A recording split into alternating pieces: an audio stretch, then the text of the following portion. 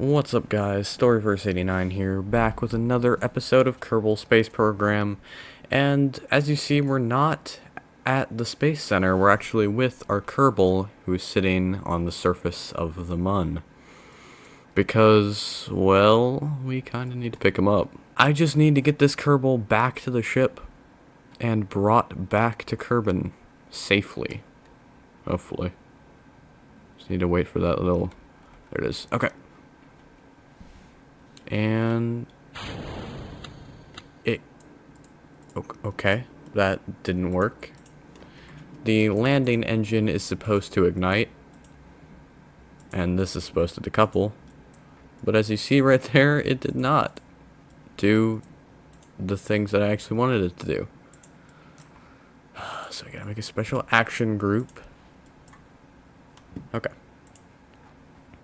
there we go. We have more than enough fuel to get back. So we just need to gain orbit once more.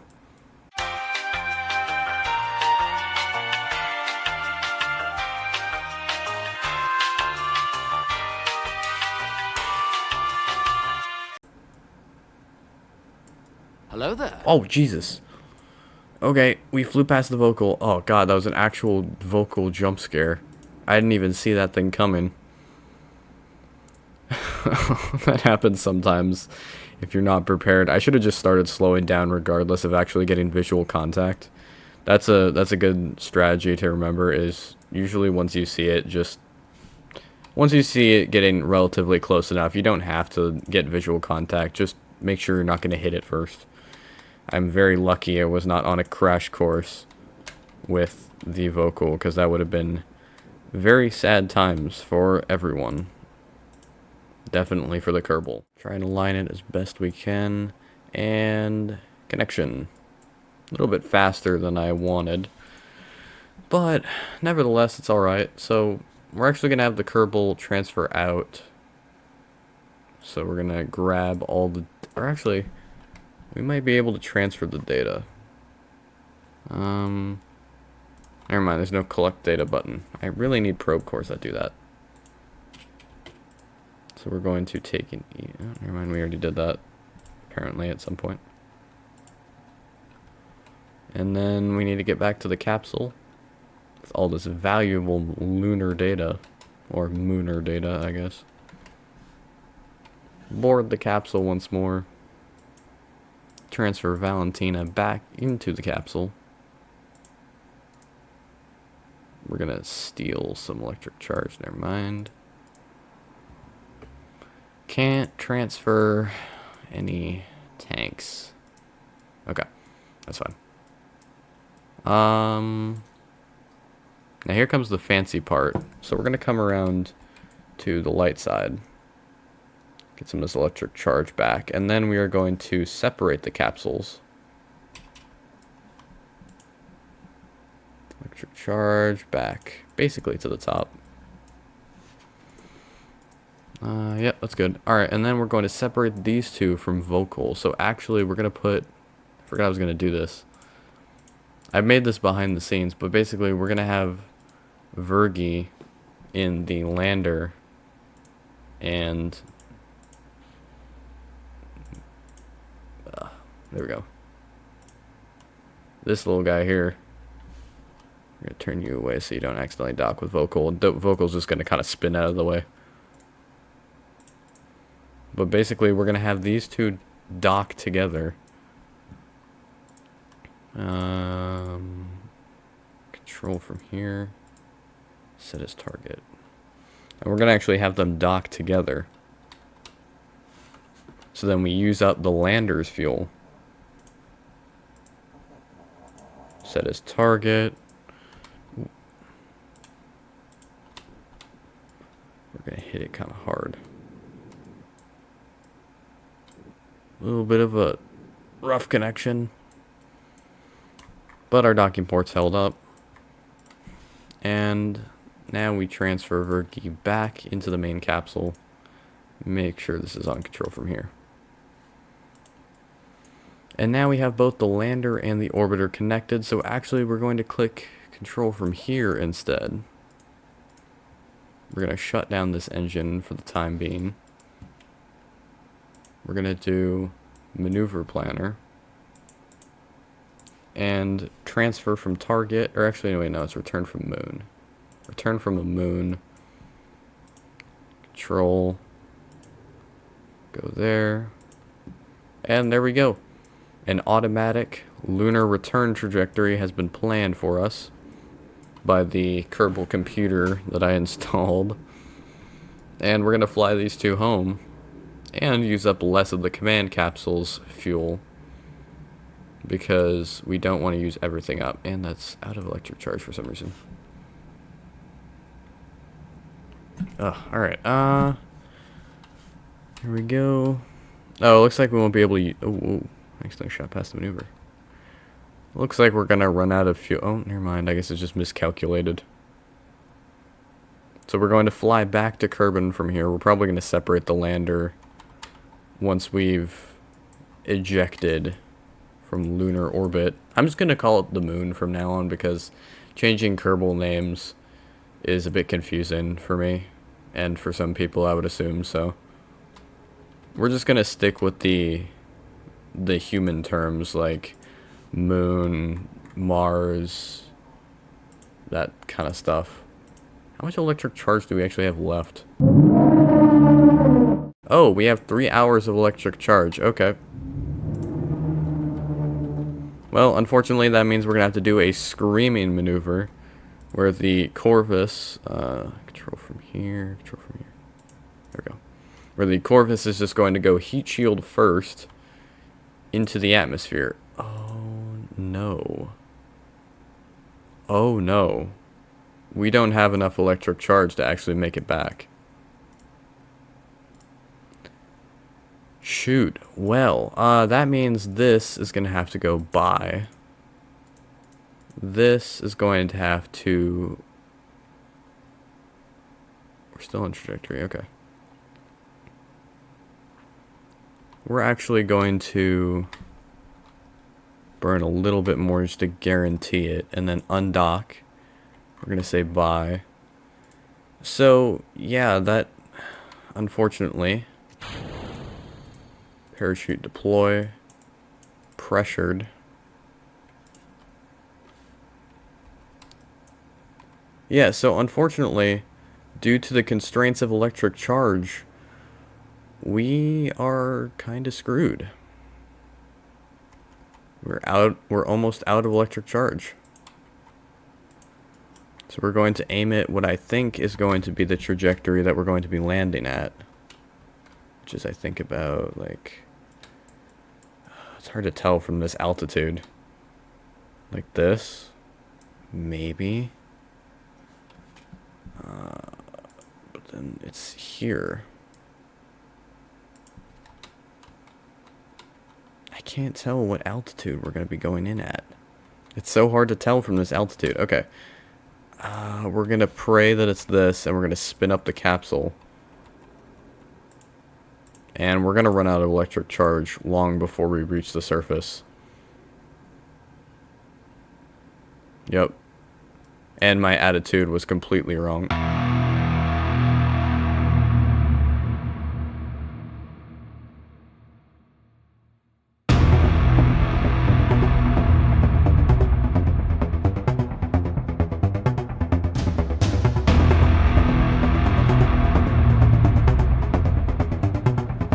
That was a close one. I actually thought we were going to burn up there, but it turns out the Corvus capsule is a lot more resilient than I thought it was. It's actually survived multiple re-entries that I thought it wasn't going to survive, so maybe I need to give the Corvus more credit. But nevertheless, parachute has deployed, which means we are now safe. And this part of the mission is going to be extremely boring, considering how fast we're... not fast, how slow we're going at the surface. Excuse me. And yeah, that's basically it, I guess. So I'll see you guys. Wait, how did you see the windows are open? What do you mean windows are open? I don't know what that means. Anyway, I'll see you back at Why am I blinking? KSC.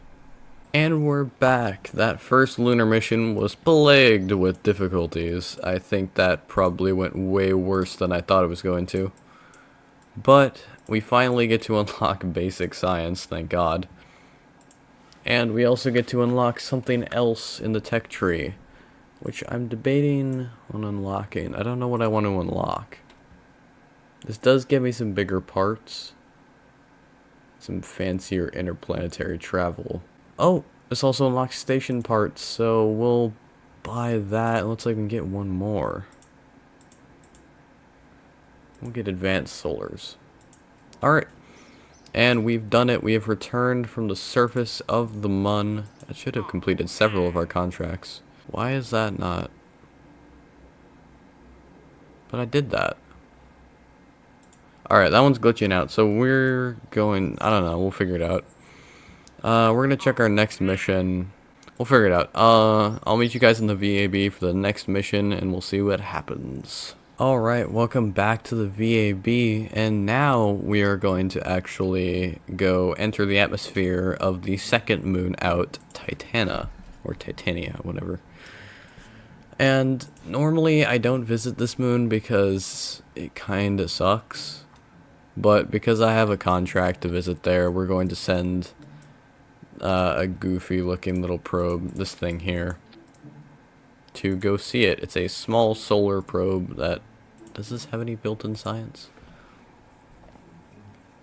Built-in science, built-in science. Where even is the solar set? Oh, there it is.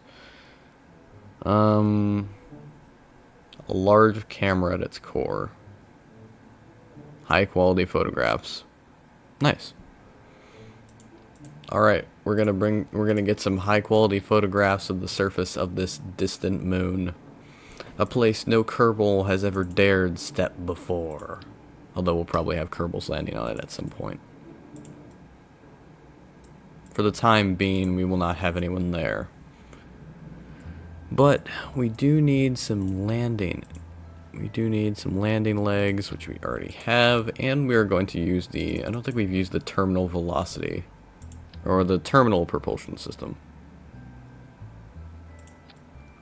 Which we're going to stack right there.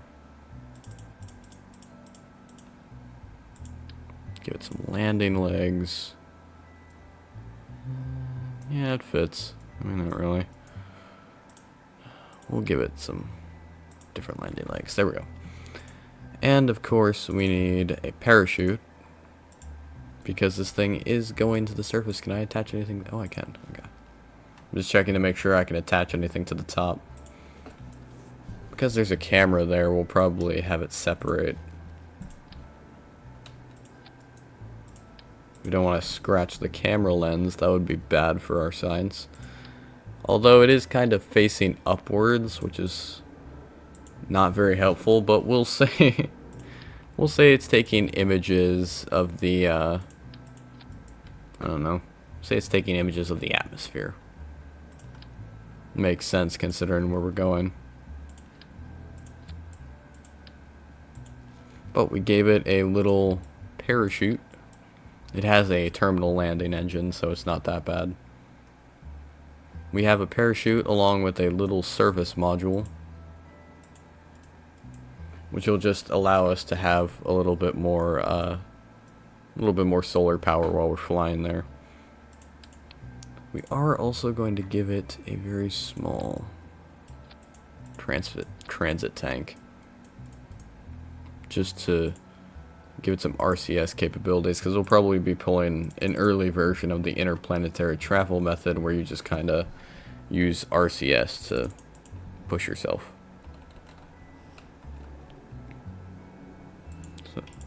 So there we go, 1 and 2. There we go, 2 maneuvering units.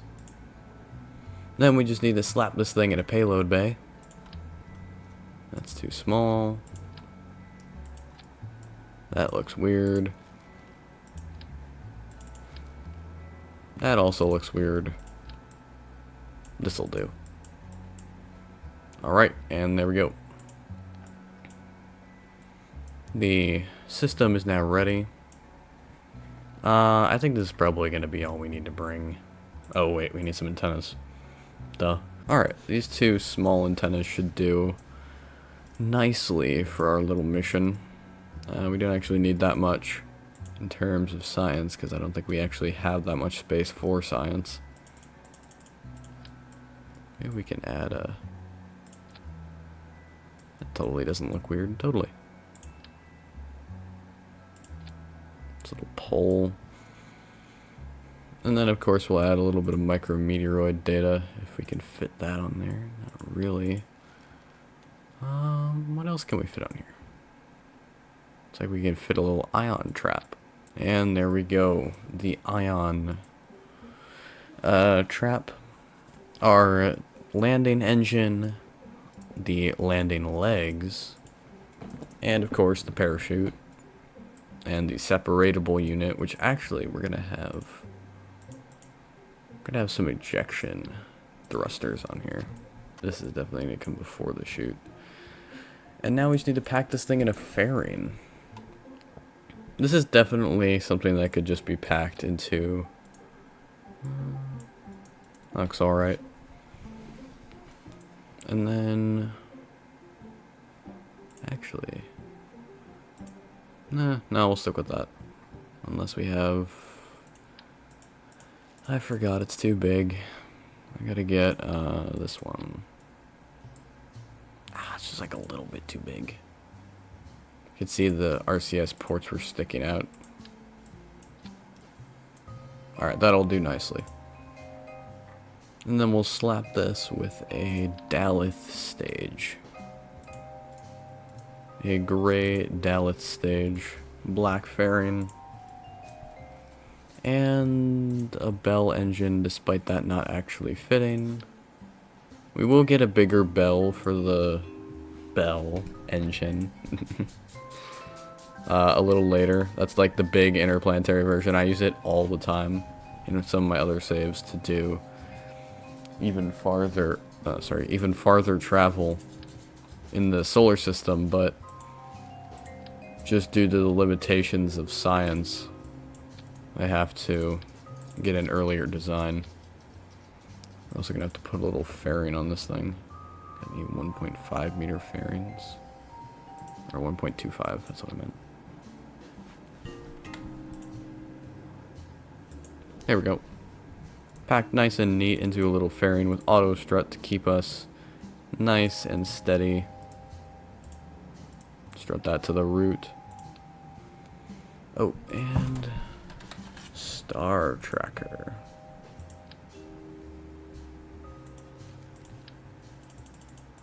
Gotta find where to put one.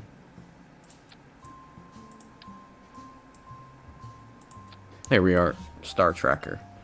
Alright, everything has been fitted just as intended. The engine is ready to go. And I think we're just gonna fit this on an Atlas. I don't remember if I already shared the construction for the Atlas, but I'll just skip ahead to the actual launch. It's pretty straightforward, so I'll finish building this and I'll see you guys on the launch pad. And welcome to the pad with this little rocket here. It honestly looks like a pencil. But I'm actually going to stop it here only because that moon mission already took a while. And it's going to be a while before this mission's complete, because this is a long one. Because we're going to be like flying down to the surface and such. So we'll dedicate this to its own episode. But for now, make sure to like and subscribe, and I will see you guys next time.